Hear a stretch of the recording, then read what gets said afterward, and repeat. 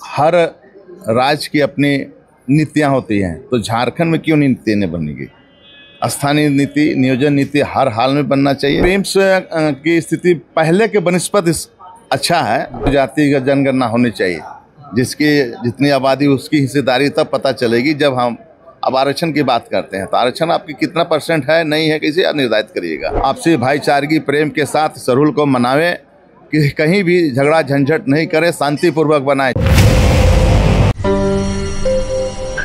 विधानसभा का बजट सत्र अपने अंतिम पड़ाव पर है, लेकिन सवाल ये है कि सिर्फ एक विधायक हैं जिन्होंने नियोजन नीति और स्थानीय नीति पर अपनी बात विधानसभा के पटल पर बहुत मजबूती से रखी।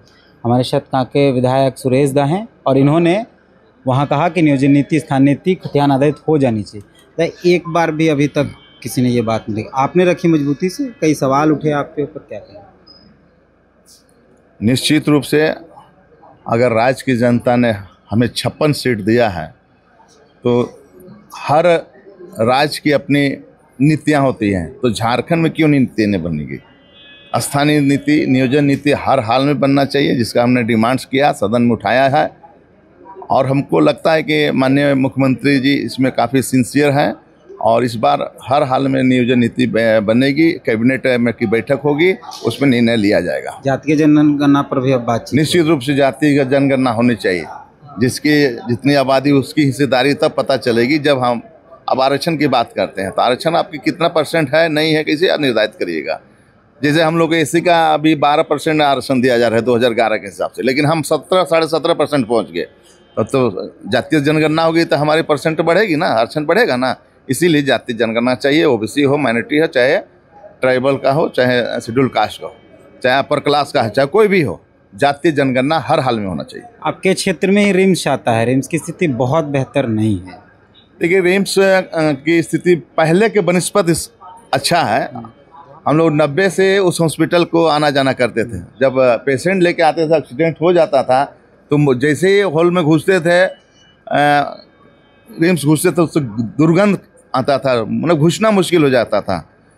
पोस्टमार्टम तरफ जाते थे तो दूर दूर तक नाक छिपा छिपा कर भागते थे। तो लेकिन पहले से बहुत ही बेहतर है, और थोड़ा सा भी और कमी हो रह गई है। तो माननीय मंत्री जी इरफान साहब ने काफ़ी सिंसियर हैं और उसको सुधारने के लिए, इसके लिए बजटीय प्रावधान भी किया है।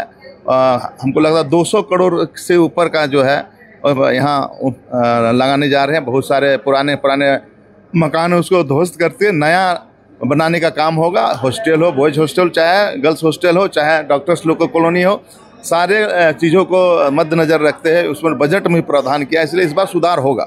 झारखंडियों का एक बहुत पवित्र पर्व है सरूल, वो आ चुका है, क्या कहेंगे अपने लोगों? हमारे झारखंडी भाइयों को मैं ढेर सारी बधाई सरूल को देना चाहता हूँ, शुभकामना देता हूँ। आपसी भाईचारगी प्रेम के साथ सरूल को मनावे, कि कहीं भी झगड़ा झंझट नहीं करे, शांतिपूर्वक बनाए। चूँकि भाईचारगी का ये संदेश देता है। और प्रकृति पूजक है, प्रकृति की पूजा की जाती है, जिसकी शुद्धता से हम लोग पूरा जो है अब हवा हम लेते, सांस लेते हैं, तो इसकी पूजा करते हैं। निश्चित रूप से सरूल पर्व को शांतिपूर्वक से मनाएं।